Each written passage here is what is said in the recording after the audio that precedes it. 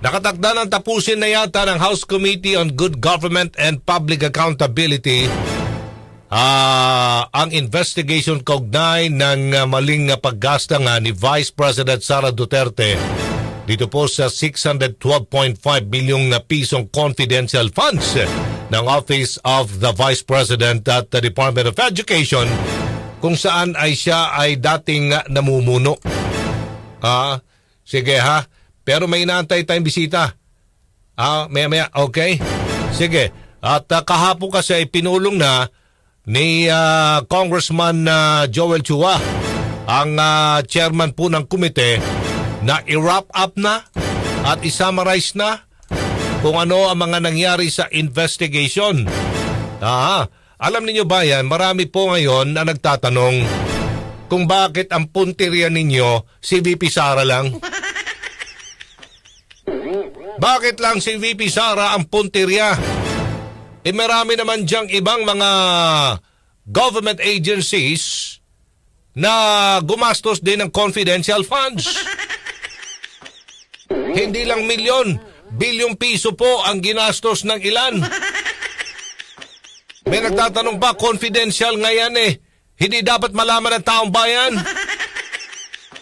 At na kinakailangan pang halungkatin yan, confidential funds. Alam ninyo ba yan, ito lang masasabi ko ha. Tayo po ay nagpapasalamat kay VP Sara Duterte.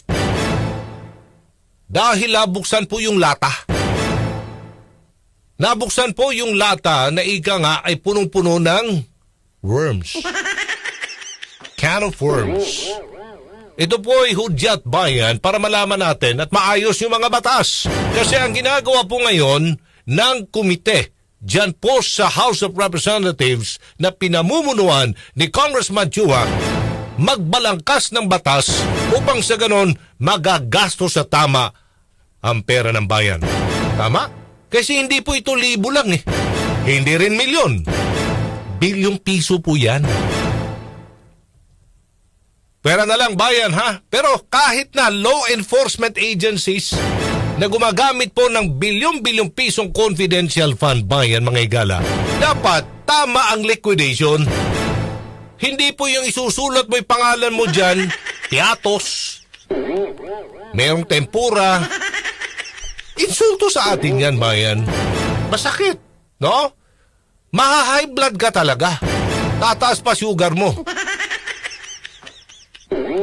Hoy, dandahan kayo ngayong Pasko, ha?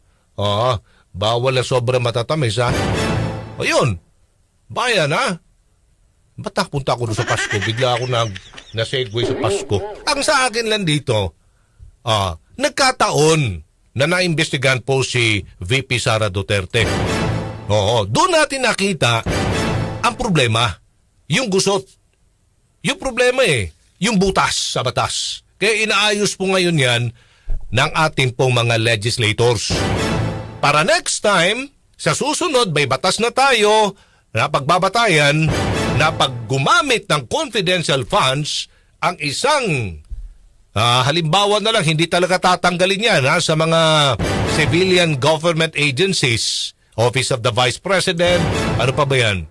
Department of Health, may mga confidential funds na yan Usually kasi ang confidential at intelligence funds, law enforcement agencies, PNP, NBI, Immigration, sa Armed Forces of the Philippines, Coast Guard, andun yan Pero ito po, hindi law enforcement agencies, hindi naman talaga nangangasiwa sa pagpapatupad ng batas, bibigyan ng confidential funds bayan.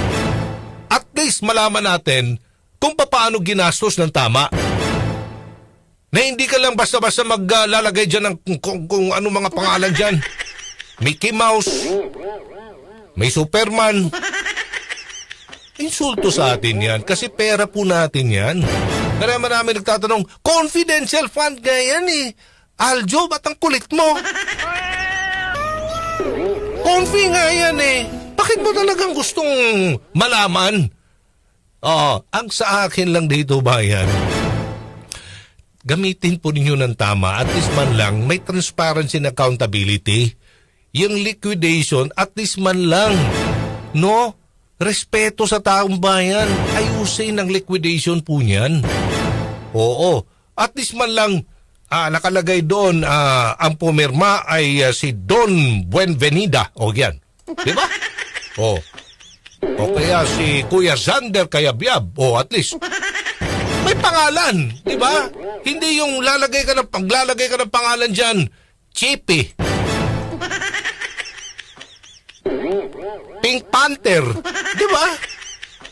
Nakakainis. Wala nga nakalagay dito. Pina-verify pa ng House Committee on Good Government and Public Accountability sa Philippine Statistics Authority and Records ng iba pang mga pangalan na tumanggap ng Confi funds na yan ng Office of the Vice President sa ilalim ng pamumuno ni VP Sara Duterte. Hindi ko po pine-personal dito ang pangalawang Pangulo. For your information, pine-personal ko po dito yung mga taong gumamit po at nag-abuso sa ating pong pera. Pera ng bayan ito eh. Wala. Hindi ko po pine-personal kahit sino dito. Pag nagkamali, pag nanloko sa taong bayan, bibirahin natin. Ganun lang yan. Ganun lang po yan. Huwag naman ganun. Lumabas sa pagdinig ng komite, walang record sa PSA. Ito pong 405 sa 677 na pangalan na pumirma sa mga acknowledgement receipt na tumanggap ng Confi funds mula sa Department of Education. Kahit man lang ilagay mo yung pangalan mo dyan, okay na eh. Huwag lang yung kung ano-anong pangalan, bayan. Anyway, balikan natin ito maya-maya ha. Itong isyong ito.